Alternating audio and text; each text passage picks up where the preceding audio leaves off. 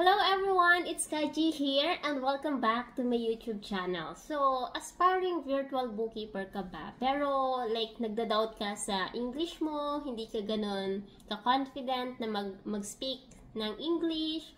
Sa tingin mo, kumbaga hindi mo siya nagamit ng ganun katagal kaya yung level ng confidence na meron ka ay hindi ganun kataas.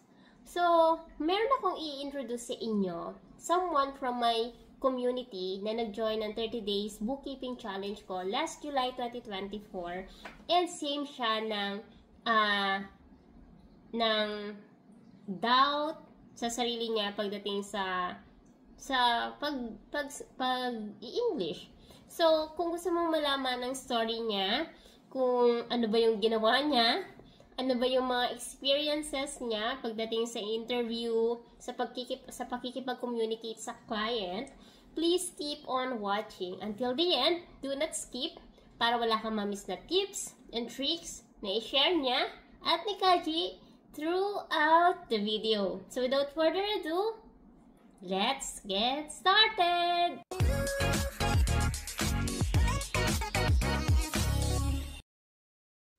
Hi everyone, I am Robbie Ann Palesio, 31 years old from Tondo, Manila, Philippines. Graduate po ako actually hindi po ako graduate ng college. 2012, nagtook ako ng bookkeeping NC3 dito sa Tondo, may institution na o-offer ng ganong course for NC3 certification. Ayun, and then July, nag-join ako sa course ni Coach Kaji and I am proud and luckily, sobrang nag-benefit ako sa 30 days challenge na yun. As in, walang harong biro, yung first time ko mag-avail ng coach, hindi po talaga ako natututo kapag sa YouTube lang, sa mga video. Parang more on, ako yung hands-on, and then with guidance. Doon ako mas natututo. Tas challenging din yung paghanap ng right coach and right course if magpo-pursue. So, ayun po. Sobrang grateful na, actually na-found out ko po kayo sa, Mommy's group siya. Tapos mga Facebook group. So may nagtanong na ka-member ko po kung saan nag-enroll sa mga gustong mag-pursue ng BA. Though, kasi yung group po parang 5,000 or 20,000 kami nandun. Tapos may parang tatlo pong nagsabi na, ayun, tinatag po, Coach Kaji, tas Udemy, and other ganito, ganyan. Tapos pinalo ko po kayo sa Facebook nyo and then babasa-basa ng reviews. And doon po, parang 2 days lang nag-decide na ako, mag-enroll na ako, transfer ng payment, and wala akong pinagsisihan. Sobrang nagamit ko po lahat talaga. So, nabanggit mo na hindi ka graduate ng college pero nag-take ka ng NC3, tama? Opo, year 2012 po. 2012. So, ang tagal na. Yes. Halos ilang taon na. Opo. So, NC3 bookkeeping siya, kaso yung mga more on jobs ko, mga secretarial pa that time. More on oh, secretarial, office secretary, laboratory clerk. Ayun po yung mga unang naging trabaho ko. Mag-secretary, nag-sales clerk pa ako sa boutique sa SM Malls. Ganun po. Kasi parang yung bookkeeping before, hindi siya common na job. Tapos pag parang tinanong, course mo bookkeeper, ano yun? Nagkikip ng mga books, ganun. Parang sabi ko, librarian naman yun eh. Parang hindi siya ganun po yung trabaho na yun before. Lalo dito sa Philippine setting. my God. Okay. So, maganda tong storya mo kasi meron kang meron kang bookkeeping background kasi passer ka, di ba, ng NC3. Apo. Di mo siya nagamit. After so many years, nag-transition ka sa bookkeeping. Okay? Ano po, Pero, bali ang story po, 2012 ako graduate. Nagamit ko po yung pagiging bookkeeper ko 2018 na.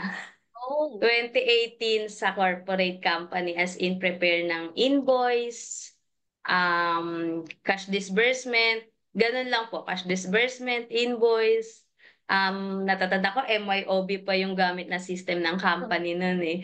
Tapos after nun, na kuha po ako ng auditor namin, pumasok sa auditing firm niya, sa accounting firm. Tapos doon ko na po sa grabe stressful ng accounting firm.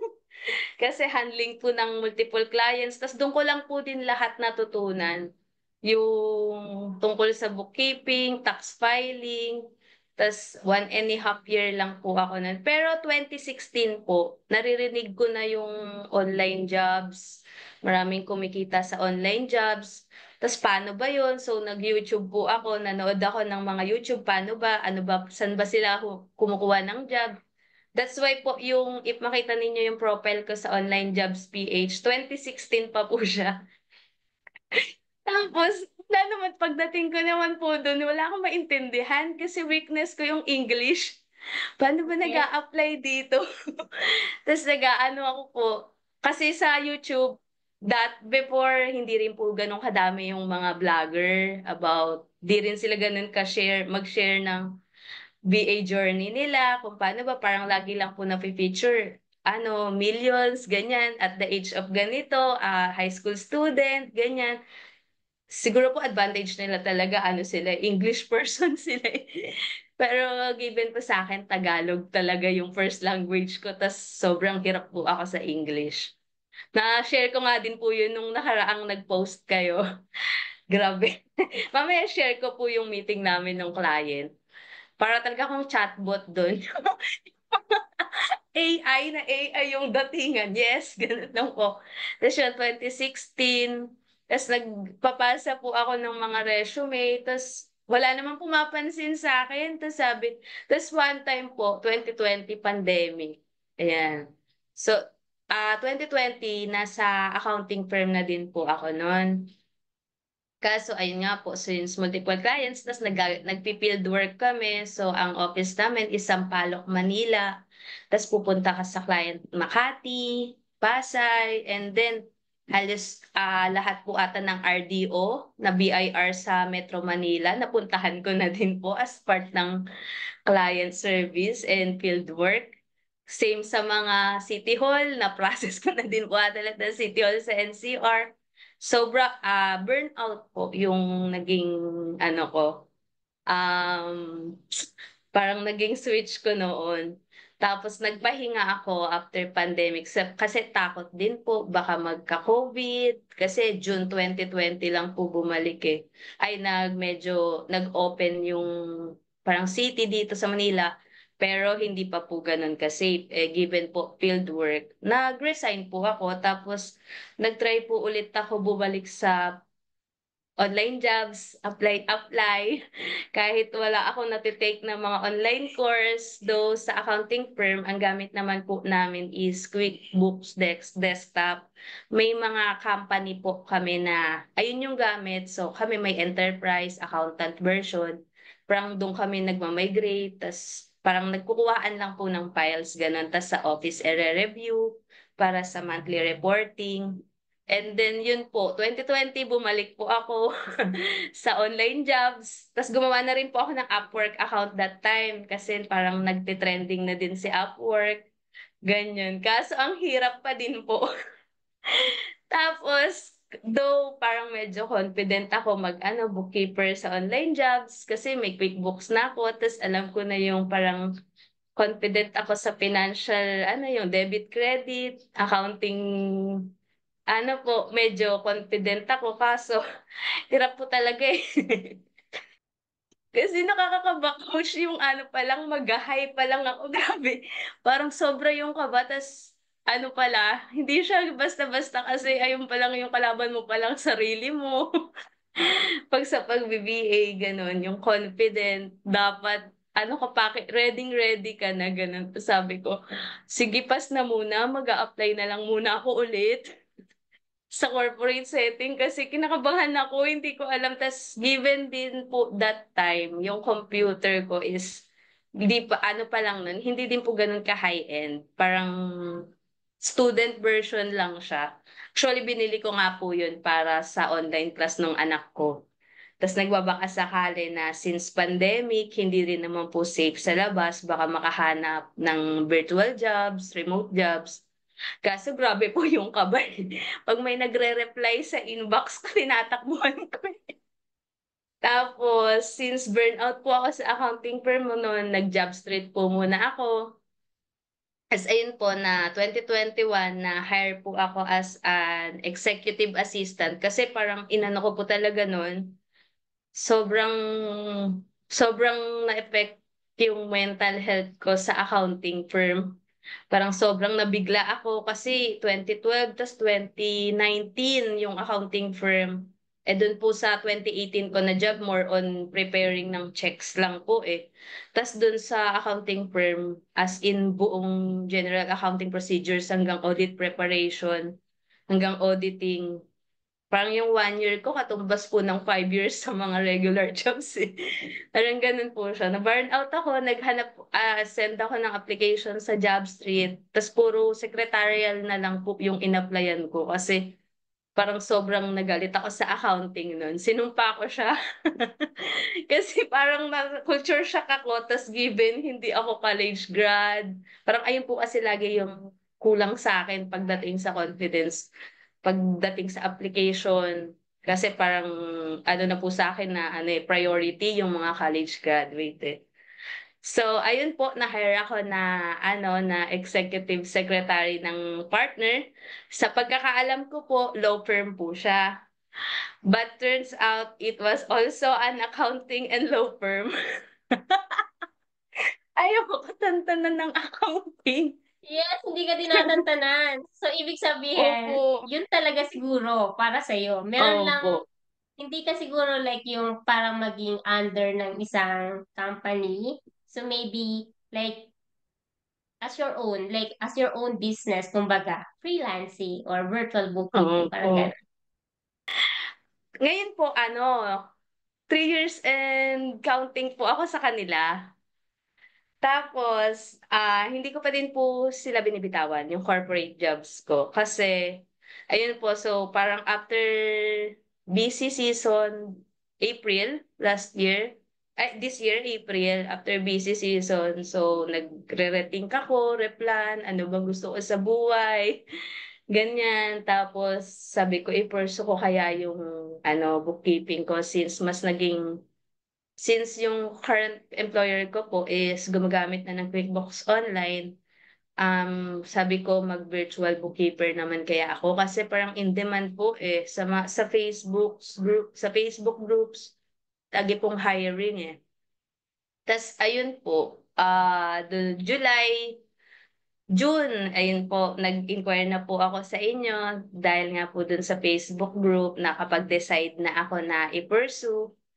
Tas yun po, na-realize ko na ano pala siya, kahit araw-araw mo ginagamit si QuickBooks, mas tricky yung certification na process niya. Yes, So, true. ayun po, pagdating ko sa ano niya po after enrollment, 'di ba po, ano, in-add sa Slacks. So, dun ko lang din po nakilala si Slacks. Tapos, grabe po yung course niyo eh, kasi hindi ko po ina-expect yung iba. Although the first step is introduction sa QuickBooks po 'no, tapos after nun mag-o-optimize pala ng online jobs, tas wala po akong ano, idea sa optimation, ganyan. Tapos iba na pala yung ano, since 3 years na nga po ago na ako sa company, iba na pala yung ano, resume, ganito pala yun. Sobrang bagong-bago ako, as in po nung lumabas yung video tutorial niyo na yun, buong day ay na po ginagawa ko, "Ay ganito na pala, ganito na pala." Sobrang helpful po nun. Tas after that may Upwork optimization pa pala kasi po 'di ba, ang idea ko lang po is 30-day bookkeeping challenge. So, the zero and QuickBook certification, parang gano'n. So, hindi ko po talaga ano, inaasahan yung mga additional po na kasama sa course niyo. So, sobrang thankful ako ta's sobrang pinaglaan ako ng isang araw po yun para matapos ko yung i-update ko yung resume ko. Tas ano, actually ano din siya, I think sobrang helpful siya kasi siya yung nakakapag ano, catch ng attention nung nakapag-hire po sa akin as part-time bookkeeper. Tas ayun po And, sa Upwork din, ano din po, nag-message din po ako sa inyo, paano ba yung ano, wala din po kasi ako gumawa lang, literal po na gumawa lang ako ng ano kasi sa online jobs, gumawa lang ako ng account sa Upwork, gumawa lang ako ng account, kala ko po lalagay lang yung mga auto-fill in na saan ka nag-aral, ganyan, location. Di ko po alam na nilalagyan pa po pala yung description. So, sobrang helpful. Tapos, after din po ng course ko sa inyo, yun, nagkaroon din po ako ng part-time sa Upwork. So, one-time project, pero sobrang ano po, kasi ano, na-appreciate ko siya kasi lahat yun dahil po dun sa may 30 days course nyo. Parang lahat po sila, parang nabuhay lang sila after nung ano, course. Pero during the course, so since ano nyo po na pwede na mag-apply during that time. Ayan, habang nag-challenge, sobrang ano po, nag-a-apply na din po talaga ako noon. Kaya parang medyo dikit lang sa after ng training yung pagka-hire sa akin. Kasi sinasabay ko po siya. Sayang yung days. Ayun tama. po. Ang galing. So, kumbaga, ikaw yung isa sa pinaka, yung sinusunod mo talaga yung schedule ng challenge, no? Parang Opo. ganon. Opo. So, given na meron ka pang corporate, like sa ngayon, 8 hours yon a day? Yes po. Opo. So, paano mo Tapos from sinisingit si 30 Tondo, days? ano po, pag-uwi. So, Ang biyahe ko po niyan, from Tondo, ang work ko po is sa Eastwood. oh, So, 2 hours preparation bago pumasok, tapos 2 hours ulit pa uwi. Tapos after that, ang ano lang po kasi, ang napansin ko lang po sa 30 days challenge, pag inipon mo, sobrang hirap maka-caught up po. So, kahit video lang yun na 20 minutes, ano, paglalaanan mo pa din siya ng time kasi mahirap po eh. Para sa akin, first week, iniwan ko kasi parang QuickBooks, introduction to QuickBooks. Ay, madali lang yan. Ano ko yan na yan eh. May experience ako dyan eh. Pero nung may binigay na practical sa QuickBooks, hala, binalikan ko siya.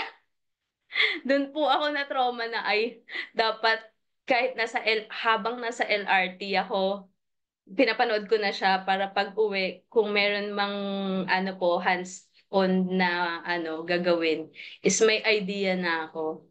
Minsan nga po nag-Zoom meeting kayo, nasa LRT pa po ako nun. okay. So, ganun mo siya sinisingit. So, isa ka ba sa mga nagpupuyat hanggang madaling araw? Hindi naman.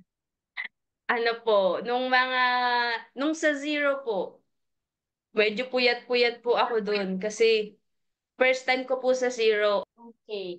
So, ngayon may client ka na, di ba? Opo. So, kwentuhan mo naman kami, like, kamusta yung first interview mo? Opo, Or, yung wait lang, sa di ba, nag-send ka ng proposal sa client mo?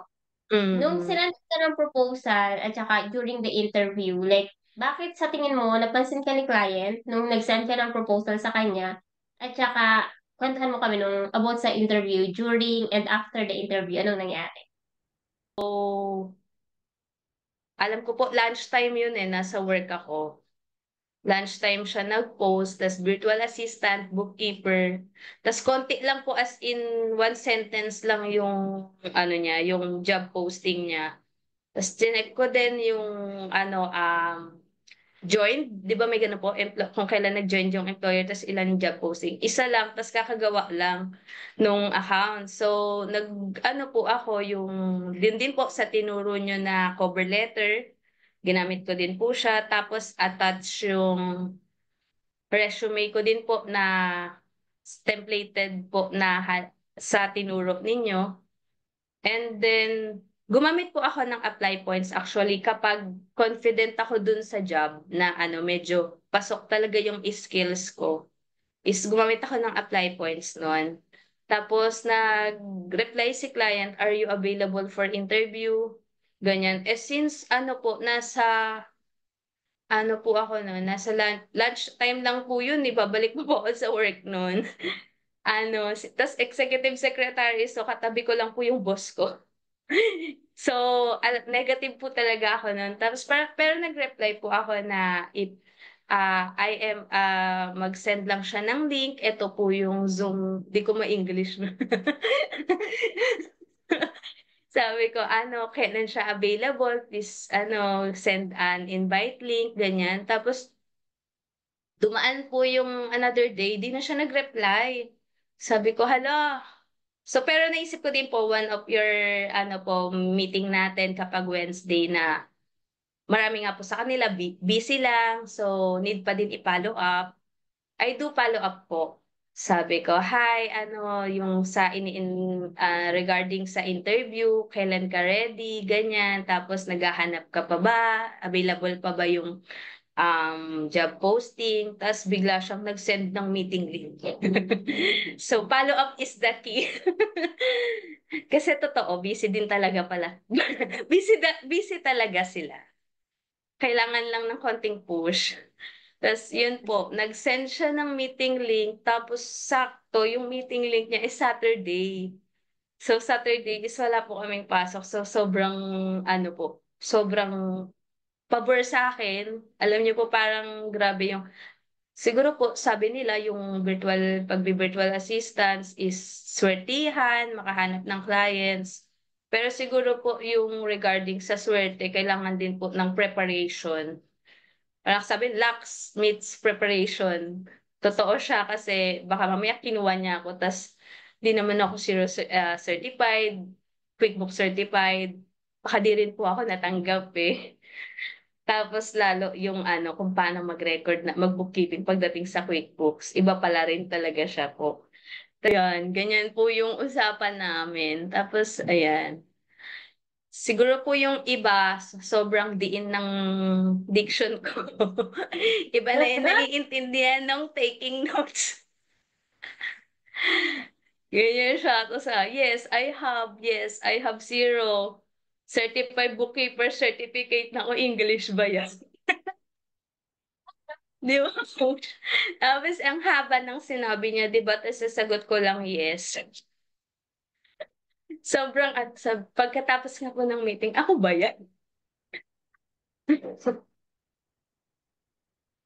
Sobrang buti na lang po, sobrang ano niya talaga, mabait din po si client. Tapos, sobrang yung iba sabi ko, bakit ganito yung transcription? Sabi ko, siguro, sobrang diin ng English ko. Ganun na siya naintindihan ng AI. Di mo po yung ano, yes, I can. Pag binabalikan, actually, sinave ko din po talaga siya kasi pag binabalikan ko siya, natatawa na ano, grabe. Pero pag nababasa ko, hindi lang po pala ako yung ganito. Normal pala siya. Iya, hindi Tapos di ba nagtotoo po, yun. sabihin ko po, ano, sabi niya, di ba po, may experience daw po ba ako sa tax dome? Sabi ko, I don't have any idea about that. Sobrang casual, wala man lang pagtatanggol sa sarili. Buti ba si client sobrang willing to, ano po to teach me than to defend myself sa English. Tapos natawa ako dyan, Tapos, really? kaya coach, di ba? Tapos ayun Ah, di pala, ba? yung ano niya po, since sa Philippines siya, sa onlinejobs.ph siya, ano po pala yung grandmother niya, ano ba yun? Mother-in-law, Philippines po, Pilipino. Kaya parilin ano po. And sabi niya, what do you use for payment? I use PayPal kasi coach ay pa lang po yung alam ko medyo. Kasi grabe nga po yung confidence na nakuha ko dun sa 30-day bookkeeping challenge niya. Tapos ayan, nung napa-English, nawala po lahat ng confidence. Like kapag during interview, like, hindi mo na kasi makokontrol yun eh. Like, yung kaba Opo, mo, kapag first time mo, yung kaba mo, medyo manginig-nginig pa. Tapos, syempre, kung ano yung tanong niya, tinatry mo siyang sagutin. Pero, syempre, minsan opo, nauubusan ka ng words. Lalo kapag hindi ka sanay. opo. Talagang, minsan Mm-mm. mapapayas ka na lang. Yeah. Tingnan mo, yes, I can. Ganun na lang po. Tas, yes, that's something I can do. Tapos meron din po dito, ayan. Wala puro, di ba po, Google Sheets for yes, yeah, ganun lang po. Grabe po yung pinagdaanan kong English dyan, Sabado ng umaga. So, ganyan. Anong naramdaman mo? Like, naisip mo ba, ay, nga ako naman, eh, bakit ganito sinabi ko? Or bakit ba ito yung sinabi ko, dapat ganito? May mga ganun ka bang naisip? Or, Sobra, coach. Hanggang ngayon nga po, pag binabasa ko yan, pag malungkot ako, ayan na lang din po yung binabasa ko. eh, so, kamusta ka naman sa kanya? Gaano ka nakatagal sa kanya? Ano po, August 16 po ako nag-start eh. So, August 16, 2 months na din po. Hmm. And then, so 2 months. So, Yes iniisip po. ko, kasi siguro marami din magtatanong nito ha. Ah, paano pinagkakasya? Like, kasi meron ka pang corporate, na biyahe ka pa ng ilang oras, kung siya nagagawa. Ano po, determination lang po talaga kasi right now,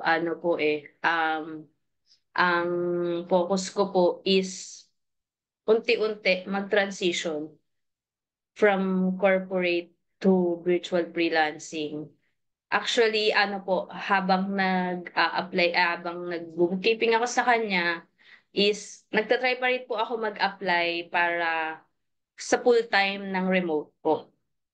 So, parang pag ganun, parang ayun po yung turning point sa akin na mag-resign na sa corporate job ko. Kasi, ayun, slow transition. Actually, hindi rin po madali after, onboarding. Tapos yung bookkeeping query sheet niyo po, gamit na gamit ko yun ngayon, sobra. Kasi, sabi nung client ko din po, at least hindi kami one by one mag-usap. Mas ayun po, pag uwi ko dito, 7 na po ako nakakauwi ng bahay eh.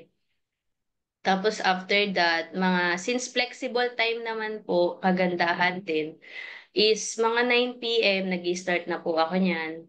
Tapos, matapos ko ng 12 or 1, okay na po. Tapos, gising ulit ng alas 6, pasok ulit sa corporate job, asikaso ng anak, hatid sa tapos bago hatid sa anak ko po, tapos bago diretso sa corporate job, ganun. Parang nung first week po, sobrang hirap. Tapos sabi ko, part-time pa lang to. Kasi siguro po kasi pinagsabay ko eh. Pero, ayun po, meron kasing plan, nakaplan na kasi siya sa utak ko na slowly transitioning. Kasi ano din po eh, given na din po yung hindi consistent. Tas since direct, hindi ko alam kung ayaw niya na ba sa service ko or ganyan. Pero kaya medyo ano po ba tawag doon? Conservative pa po yung approach ko. Tapos pero habang ginagawa ko po yun, nakakapag-apply pa ako, nag-a-attend pa ako ng interview para ma-practice ko din po yung English ko. Para lagi kaming galit ng mga Filipino HR. Ang hirap i-defend ng English po sa kanila. Pero pag client, ganyan. Tapos meron ding, syempre po, parang kaya mo yung job na yun. Kaso, parang ano nga po eh, parang sinasabi ko na lang, ang ganda ng job na to, pag mag apply ako, tapos kung paano ko pagkakasyahin yung oras ko, bala na. Basta kasi po, ayun nga po yung ano ko, at least dalawang client, isang full-time, isang part-time to sustain din po kasi yung needs namin, family, Yes. ganyan. Ayun po, so far nasasanay. Tas ayun po coach, kasi thankful din talaga ako dun sa 30 days challenge kasi ano talaga, dun pa lang sa may practical exam nyo po, na hindi ko po na-anticipate kasi na ganun siya, na direct siya sa bank feed, tas lalabas na lang, ganyan, Amazon, ganyan. Tas kasi inisip ko mag-onboard lang eh. Pero kung wala pala akong idea, na dapat i-google pala siya kasi oo nga naman kung PLDT dito, T-Mobile doon. So, sobrang laking tulong po nun. Kaya, ang dami, sobrang thankful ako sa inyo. Tapos ayun nga po yung ROI, sobra-sobra sa experience, sa learning, in terms of financially, halos double, triple na po yung na bumalik sa akin pag in terms of financially dun sa ginastos ko na enrollment sa inyo. Plus, may mga nakaka-chat na din po ako within the group, sharing ng tanong-tanong, which is related din pala sa na daily work as a virtual bookkeeper po. So, ano yung masasabi mo sa mga aspiring virtual bookkeeper or mga freelancer na like may doubt or kasi iniisip kasi nila hindi ako magaling mag-English. Like, Mhm. hindi naman ako graduate ng accounting or hindi naman ako Mm. graduate ng college. Pwede ba Mm. sa akin to? Like, kakayanin ko ba to? Ano masasabi ko sa kanila?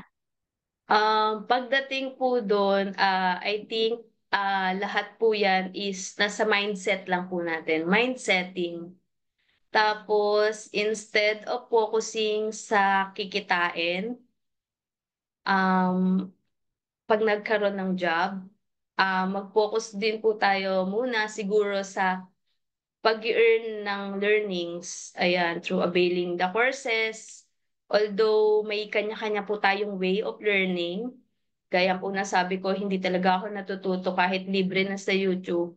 Hindi ako natututo sa kanila and hindi rin po kasi lahat sinasabi at itinuturo nila. So, ayun po, sa pagdating sa communication skills, hanggang ngayon naman din po, 2 months pa lang ako sa freelancing pero wala as in 1 out of 5, two pa lang din po ako. Pero luckily, makahanap sila ng employer or client na understanding and nagbe-base din talaga sa resume, background experiences, and for those na walang experience, um, wag din po kayong susuko kasi ano nga po, ayan, sinasabi ko, lagi, luck meets preparation. Sobrang laking tulong lalo kung makahanap kayo ng coach nyo, career coach, life coach, kasi may books din po ako nabasa na I need to surround myself with that right coaches para sa inyo po nagpa-follow ako everyday. Sobrang na-inspire po ako doon. And then kung para sa atin din talaga. And lagi siyang may right time din po. Kasi 2016 nag-online jobs ako pero 2024 na ako nakapag-land ng job. So, minsan hindi rin po yan sa skills, kailangan ng courage and little confidence, which is sa akin po, yung confident is na-gain ko during the 30 days bookkeeping challenge. And na-motivate din talaga ako kada may magpo-post ng I got the job, I got hired, I got ganito po. So, before para po kasi yung kikitain is susunod na lang po siya. Pero kasi ako po onboarding, hirap na hirap po ako, time management, self-discipline, kasi inisip ko po nun, yung oras na to, kaiga lang ako na itong time na to eh. Nagpapahinga na lang ako eh. Pero since gusto ko po kasi, and meron din akong set at na plan, and parang conservatively ko siya tinitake step by step. So, ayun po, na keep fighting and wag mawalan ng pag-asa. Hanggat may time, ako nga po, kada interview sa akin ngayon, tinitake ko na lang siya na practice. Practice sa communication skills ko. Everyday, as of now, may mga rejections pa rin. Pero, I think, kumukuha pa din ako ng learnings from it. And that's make me stronger every day. Ginagawa ko siyang motivation po. Kasi piniprepare lang din ako na baka mamaya makausap ko na yung right business partner for me na ayun, medyo long term and fit sa financial goal na gusto ko po. Alright. Thank you so much, Roby Ann, sa pag-share ng story mo. I think sobrang daming makaka-relate sa'yo. For sure. Kung nakaka-relate kayo sa story ni Roby Ann, please comment below. Let me know kung ano yung part ng story niya na nakaka-relate ka, meron ka bang experience na katulad nun sa kanya. So, thank you so much, Roby Ann, for your time today. And I'm really happy na nakaland ka na ng client. So, sana tuloy-tuloy na yan. Tama yung ginagawa mo na hindi ka muna nag-resign sa corporate para meron kang security ng pagdating sa financial. So, thank you so much for your time and I hope na maka-receive pa ako ng maraming messages from you. So, Thank thank you, you everyone Coach. for watching this video and see you again sa next video ko. Bye-bye! Ingat Bye-bye. na Thank you.